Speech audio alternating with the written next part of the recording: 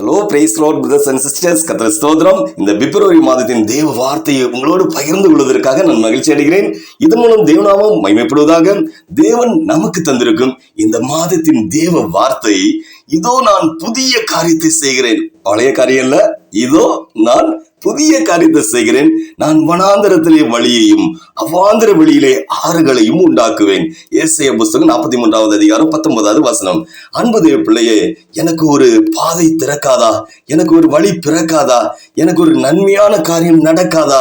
என் குடும்பத்தை கர்த்தர் மேன்மைப்படுத்தி உயர்த்த மாட்டாரா என்றெல்லாம் பல கேள்விகளோடு நீங்கள் இருக்கக்கூடும். நான் வனாந்தரத்திலே வழியையும் அவாந்தர வழியிலே ஆறுகளையும் உண்டாக்குவேன் என்பதே நம்முடைய கர்த்தரின் வாக்குத்தத்தமாகும். தேவ பிள்ளை, மனித முயற்சிகளால் பல பாதைகள் உங்களுக்கு மூடப்படலாம், பல வாசல்கள் அடைக்கப்படலாம், உங்கள் முன்னேற்றத்துக்கு விரோதமான முட்டுக்கட்டைகள் கொண்டு வரப்படலாம். எரிகோ அலங்கத்தில் இருந்தது போன்ற வெண்கல கதவுகள், இரும்பு தாழ்பால்களும் உங்களுக்கு சவால் விடலாம்.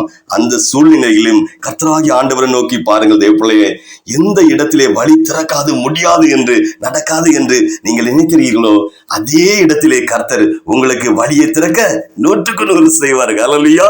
தேவப்பிள்ளையே, இஸ்ரவேல் ஜனங்கள் எகிப்திலிருந்து வெளியே வந்தபோது சிவந்த சமுத்திர செங்கடலை கடந்து போக முடியாமல் திகைத்து நின்றார்கள். அவர்கள் பின்னாலேயே துரத்தி அந்த எகிப்தில் உள்ள ராணுவம் அப்படியே வந்துட்டே இருக்கு. வருகிற அந்த எகிப்தின் ராணுவம் திரண்டு பக்கத்திலேயே நெருங்கி வந்துட்டு இருக்கு. அவங்க பின்னாலேயே வந்துட்டு இருக்கு. பெரிய அந்த 2 சைடுலும் மலை, அந்த சைடும் போக முடியாது, இங்கேயும் போக முடியாது.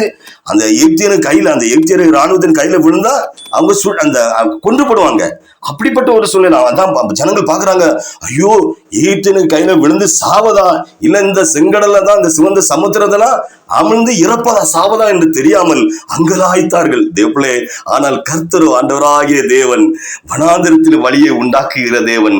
அவர் மோசையை பார்த்து, உன் கோலை சிவந்த சமுத்திரத்துக்கு நேராக நீட்டு என்று சொன்னார். நீட்டிய போது சிவந்த சமுத்திரம் 2ஆக, செங்கடல், அந்த கடல் 2ஆக பிளந்து வழி உண்டானது. தேவப்பிள்ளையே, சாதா வழி இல்ல, மண் தர போல உள்ள வழி. அதுவே அல்லேலூயா. தேவப்பிள்ளை, அது போலவே யோர்தான் நதிக்கரைக்கு வந்தாங்க. யோர்தான் நதிக்கரையிலே அதன் வெள்ளத்தை பார்த்த உடனே இஸ்ரவேலர் பயந்தார்கள்.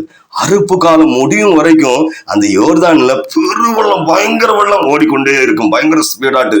எப்படி இந்த பெரும் வெள்ளத்தை கடப்பது, எப்படி வழி உண்டாகுதில்லை என்று மிரண்டு போய் பயந்து போய் இருந்தார்கள். ஆனால் தேவனின் உடன்படிக்கை பெட்டியை சுமந்த ஆசாரியர்கள் யோர்தான் நதியில் அவங்க கால் வைத்த போது அந்த யோர்தான் நதி என்னாச்சுன்னா, தேவ பிள்ளைகளே, அல்லேலூயா, அப்படியே 2ஆக பிரிந்து குவியலாக தண்ணீர்லாம் அப்படி பிரிந்து போய் வழி உண்டானது. கர்த்தர், தேவ பிள்ளைகளே, செங்கடலை 2ஆக பிளந்த தேவன், யோர்தானை பின்னிட செய்த தேவன்.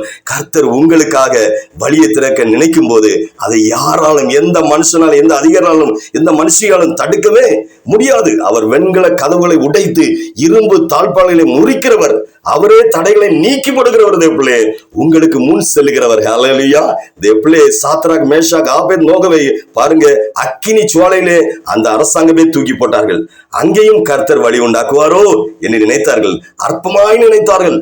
தேவன் அந்த சூளையில, அக்கினி சூளையில, அக்கினி அப்படியே பத்தி எரிஞ்சிட்டு இருக்கு. அந்த சூளையில பிரகாசிக்கிற ஒளியாக அக்கினியின் மத்தியில் கர்த்தரே இறங்கி, ஆண்டவரே இறங்கி உலாவி அவர்களுக்கு வழி உண்டாக்கினார்.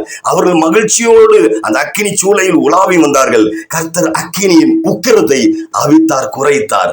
ராஜாவின் உள்ளத்திலே ஆண்டவர் என்ன செஞ்சாரு? பேசி உயர்ந்த நிலைமைக்கு, அந்த சாத்ராக், மேஷாக், ஆபேத்நேகோவை உயர்ந்த நிலைக்கு அவர்களை கொண்டு போனார். தேவப்பிள்ளை, கர்த்தராகிய நம் ஆண்டவர் வனாந்தரத்தில் வழியையும் அவாந்தர வெளியில் ஆறுகளையும் உண்டாக்குகிறவர். தேவப்பிள்ளை, உங்களுடைய வாழ்க்கையை கர்த்தர் செழிப்பாய், ஆசீர்வாதமாய் மாற்றுவார் என்பதுல எந்த துளியளவும் சந்தேகமே படாதீங்க.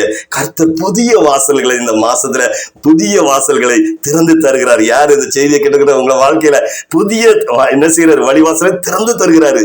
ஆண்டவர் திறக்கிறவர். தேவப்பிள்ளைகளே, அவர் அடைக்கிறவர் அல்ல, புது வழியை திறக்கிறவர். ஒருவன் அந்த வழியை பூட்டவே முடியாது. யார் நினைச்சாலும் அடைக்கவே முடியாது. இனி அற்புதங்களை செய்யும் தேவனிடத்தில் ஜெபிப்போமா? ஜெபம். இதோ நான் புதிய காரியத்தை செய்கிறேன், நான் வனாந்தரத்தில் வழியையும் அவாந்தர வழியில் ஆறுகளையும் உண்டாக்குவேன் என்று எங்களுக்கு இந்த புதிய மாதத்துல வாக்கு தந்த அன்பு ஆண்டவரே, எஸ்ஸப்பா, ஸ்தோத்திரம். ஆண்டவரே, என் வாழ்க்கையில் நான் விடுதலை அடைவதற்கு, ஆசீர்வதிக்கப்படுவதற்கு ஒரு புதிய வழியை திறந்து தாருங்க எஸ்ஸப்பா. நான் தோற்று போன இடத்தில், அவமானப்பட்ட இடத்தில், நிந்தனை அடைந்த இடத்தில், எனக்குரியதை இழந்த இடத்தில், தலை குனிந்த இடத்தில், அற்பமாய் எண்ணப்பட்ட இடத்தில் ஒரு ஜெயத்தை, வெற்றியை ஆண்டவரே இந்த மாதத்தை தாருங்க ஆண்டவரே. ஆண்டவரே, இனி எல்லாம் முடிந்தது, இனி நடக்காது, முடியாது என்ற என் வாழ்க்கையில் உள்ள ஆண்டவரே என் வாழ்க்கையில் ஒரு புதிய ஆரம்பத்தை, தொடக்கத்தை தாருங்க ஆண்டவரே. ஒன்றுமில்லாம நிலைமையை மாற்றி செழிப்பின் உயர்வினால் என்னை ஆசீர்வதிங்க. என் குடும்பம், சந்ததி, தொழில், பிசினஸ், வியாபாரம் எல்லாவற்றையும், ஊழியம் எல்லாவற்றையும் ஆசீர்வதித்து நான் நிரப்புங்க ஆண்டவரே என்று இந்த நேரம் இந்த செய்தி கேட்டுக்கொண்டு இருக்கும் இவர்கள் குடும்பங்களுக்கும் ஆசீர்வாதத்தின் பாதையை காண்பித்து ஆண்டவரே, ஆசீர்வாதத்தின் பாதையை ஆண்டவரே காண்பித்தருங்க தகப்பனே. எசப்பா, ஆசீர்வதிப்பீராக என்று மீட்பர் இயேசுவின் நாமத்தில் ஜெபிக்கிறேன் ஜீவனுள்ள பிதாவே. ஆமேன், ஆமேன், ஆமேன். ஹல்லேலூயா, ஹல்லேலூயா.